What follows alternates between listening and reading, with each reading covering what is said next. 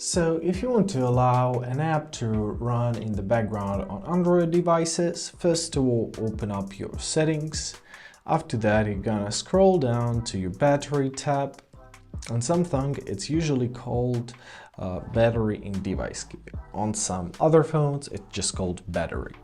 So choose it, find your battery option. Here we're gonna find our background usage limits. Open up this tab.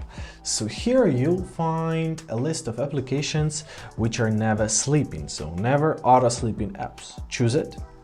And to make your application always run in the background, you have to press the plus icon right here at the top, and you have to choose the corresponding application. For example, Compass. Press add, and there it is. Now it is added.